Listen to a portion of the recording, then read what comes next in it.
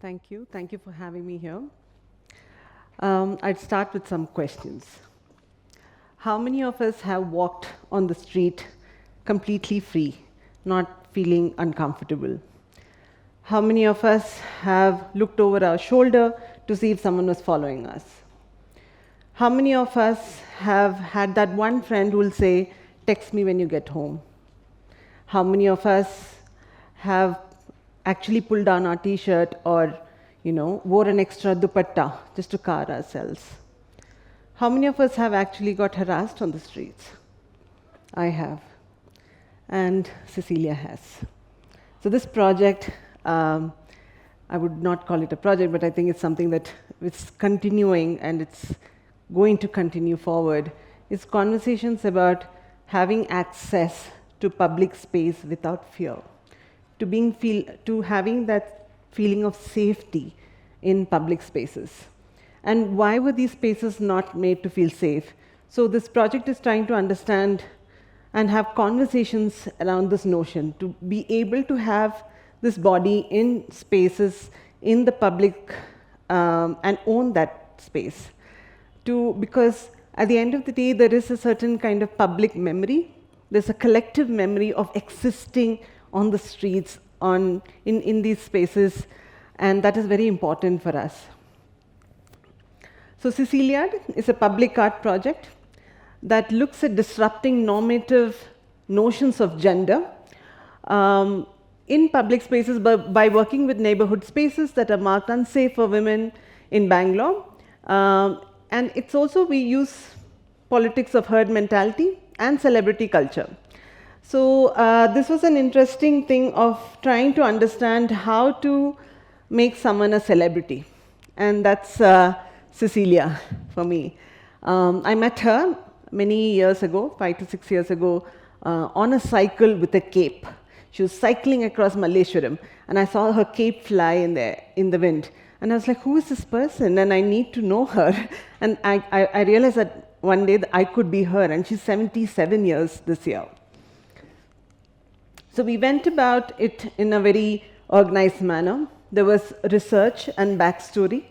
And under the research, we were also talking to neighborhoods. So this particular project, we situated in one particular neighborhood because we wanted to start from ground up, try and understand what are the issues and conversations that are happening there, and then move on to other parts of Bangalore. So the first intervention happened in ward number 24, which is near HBR layout. And then we collected a lot of information through news, and also going and working very closely with the police station and getting data from where are spaces where a lot of attacks have happened. The second part was herd mentality and outreach. And then the third one is celebrity culture and intervention. So we went about in 3 manner. So the first part is research. There is a section of geography called feminist geography, trying to understand how urban planning is kind of patriarchal in nature. Now, for example, if you actually go out onto the streets, you will see a barber shop right next to a hardware shop, right next to a bike mechanic shop, and right next to a paint shop. And these spaces become quite gendered in nature. And these spaces intuitively is something that we would avoid. Like most of the women would avoid these spaces trying to get to a bus stop. So these spaces became, and that will also have a bar next to it. So these spaces became, most of these spaces where we got reports of attacks happening. And we also studied about mob mentality, trying to understand how to gather people and what was going on when an intervention happened on the street. So we worked very closely with the Banaswadi police station, and we were getting a lot of reports as to where these attacks were happening. Bangalore was listed as the 3rd most unsafe city for women. So we then figured out how to spread news, how to then start talking about what was happening and how to spread this more and more. Let's try and reach as many people as possible. So we wanted to work from ground up. One of the things that happen in every ward is BBMP meetings. And these are open meetings that happen, which is a local cooperator sitting there, and there would be these meetings. So I started designing these posters and putting it out saying, oh, let's all come and meet at these meetings, because very few people kind of knew about it. So to also actively participate as a citizen. And so these meetings, and then I would actually have these pamphlets. So we had released these pamphlets which would go into your morning newspaper. As you open your morning newspaper, a lot of pamphlets fall down. One of the pamphlets was about the Cecilia project and the awareness that we were trying to create. So we also had a small news channel that we had created, which we would actually play in different shops. Like, for example, the barber shop, there would be always a TV that was stationed in these barber shops. So we would have these news channels trying to talk about what was happening in the area with anecdotes from the women who were participating. So these were the pamphlets. And we worked very closely with Rupa Agency, which was, again, from the neighborhood. And we made these pamphlets, which went into a lot of these newspapers in the morning. So 3:45 in the morning, we would wake up, go to these agencies, and get these pamphlets put into the morning newspapers.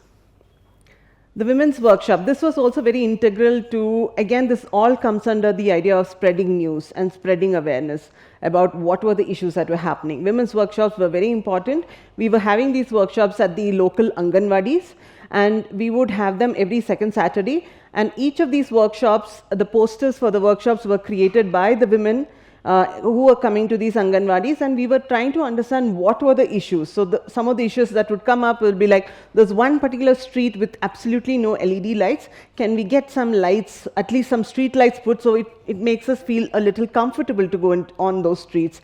So we would write out a petition, go to the BBMP meetings, give it to the cooperator, and then get these lights actually put up. So the women were participating. They were the ones who were selecting all the images that went into each of the posters. So we would all sit around, and we were also trying to understand. So the Bangalore police has an app called Suraksha app. So we were also installing these apps in most of the phones, and also understanding what are the numbers that one could call. So what is the agency that we have if something happens to us?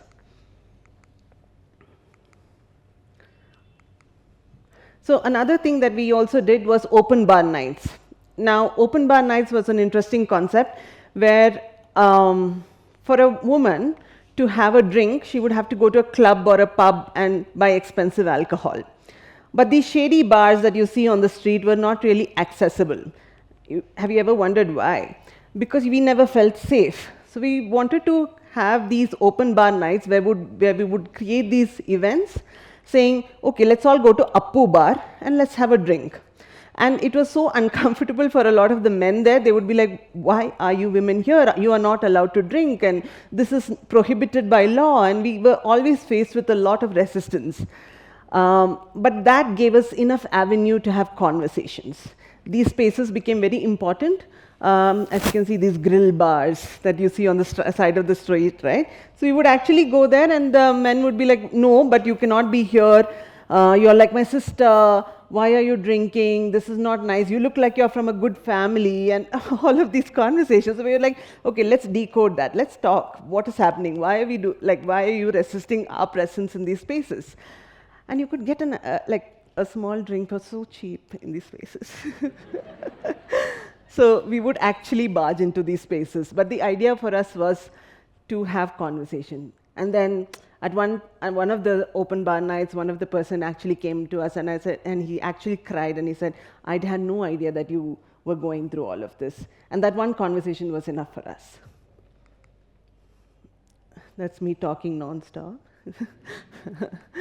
Collaborators.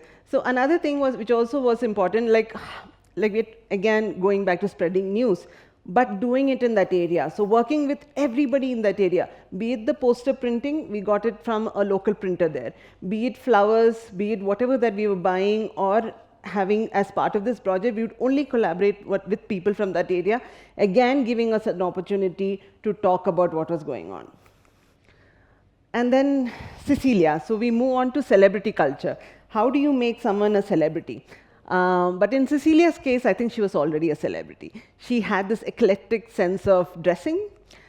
As you can see, she would actually pick up clothes from the street and wherever she could, and people would donate, and she would put it together, and she would only pose with these photographs.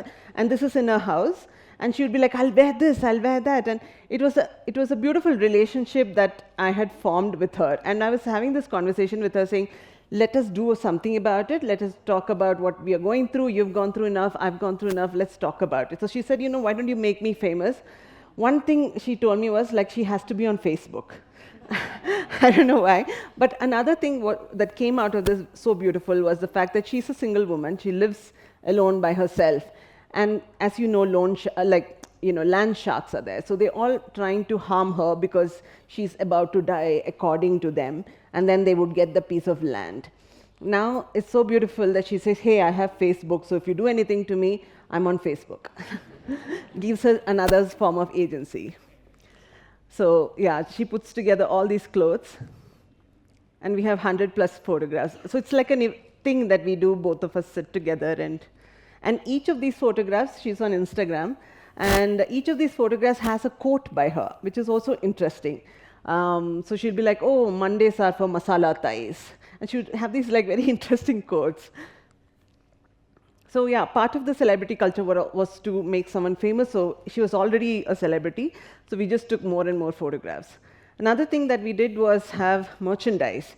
Cecilia is known to smoke BD. And this is her this was a releasing video for matchboxes. So we actually made matchboxes because that's part of her personality. So every celebrity needs merchandise. Matchbox fitted very well with who Cecilia is. So we also have some stickers. We also made these tiny dolls that we would give out. She also has a comic strip called The Gender Disruptor. If you see, she usually wears this glasses called DNG, which is Dolce & Gabbana, but actually, if you look in the mirror, it's Gender Disruptor. We also did a lot of workshops in schools, trying to, again, talk about safety, and I felt that was also important to have this conversation from a very young age. So but the most interesting thing was introducing a new superhero. They would all know about a Batman or Superman, but it was very interesting to have this gender disruptor. So they were constantly making new roles, saying, oh, can she go invisible? Can she do this? And so it was interesting to see kids react to her as well. So reopenings were one of the main cracks of the project.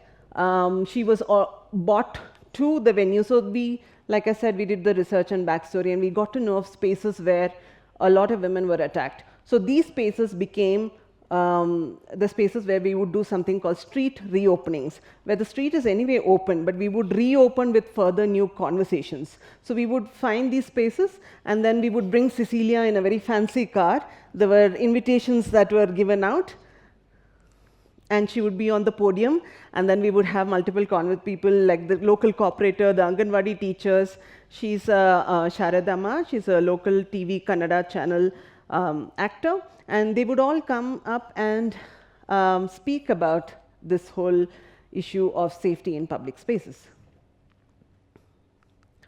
And then a ribbon would be cut, re-inaugurating the street again, hoping that we won't have any more further issues on the street. So we did quite a bit of these interventions in different parts of the ward. And it was also interesting because it was on the street, right? So we didn't have chairs, and it was not a closed function. It was right on the street. So a lot of passerbys would walk in, and they'd be like, what is happening? What is this conversation? So we had a lot of people who would actually explain to them what was going on. And interestingly, I remember this conversation where an older person came up to me and said, actually, my daughter, she was harassed on the bus, and she hasn't gotten out of the house in 2 years.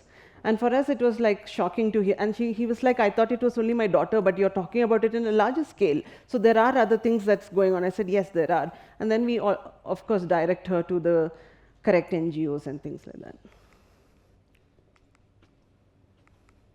So this is another interesting thing, because a lot of the bars and the spaces where women said they were uncomfortable, the street lights were broken. So the men would get drunk, they would throw a stone and they would break the street light. So during the street reopening performance or function that we had, we would have somebody from BESCOM come, climb up, change the bulbs, and we would clap under. So that was another event or a function that also accompanied the reopening ceremonies. And once the light was on, we'd all clap. We also did another intervention at the Vijayanagar metro station, because we were not just about public spaces, but also public transport. So harassment even in the metros. And we had Nemi Chandra, a well-known Kannada poet, who actually wrote a beautiful poem for us. And every event, we would have a Cecilia cake that we would cut. Again, the local police were always involved. So we also have a hotline where you can actually call Cecilia. No, she won't answer, but we have a recorded sound of Cecilia. And it was a space for a lot of people to say their story, to say this happened to me and this happened to us. So we kept getting multiple calls, and we released this number during one of the reopenings. And all the spaces where we intervened or we did the street reopenings were marked on Google. So thanks to Google Map, these spaces can be found on Google. And this is also a permanent mural at the Vijayanagar metro station. So if any of you go to Vijayanagar metro station, you can see a permanent mural of Cecilia, and the comic strip that we have released called The Gender Disruptor. This is talking about harassment on the metro, on the train. Coming to Namakate. So I've always been wanting to have spaces. Spaces to feel safe, spaces to have access for women, spaces to sit and do nothing. So recently, I was very happy to inaugurate, and I was very happy to initiate a space in the heart of Lingarajpuram, and I called it Namakate, a space for women to sit, scream, dance, scratch, do nothing. Like, it's just a space to exist. And these spaces are very important for us. A lot of the spaces, public spaces, get occupied. So this is a shutter shop, a shop where you just open and you can just be in that space. So the women were like, oh, you know, we would love to stitch something. Can we do something? So I said, yeah, why don't we all like come together and stitch our stories? So the women in the area started like getting these pieces of cloth and stitching out their stories and issues that they were having, which they were not able to talk to their near and dear ones. And this is how the shop looks with all their stories inside. And for me, it was very important to have a swing. A swing is something which has brought a lot of comfort for me. But at the same time, it's something which has been taken over by children. But we have forgotten in some way, I think, to swing, and the joy of just sitting and going back and feeling like a child. So this was the inauguration where we had a band set playing, and all of us women danced on the street. We celebrated the opening of this space. And even now, if you go, you can see the women sit there and swing in these spaces. So if any of you want to come and do nothing, please come to Namakate. Thank you.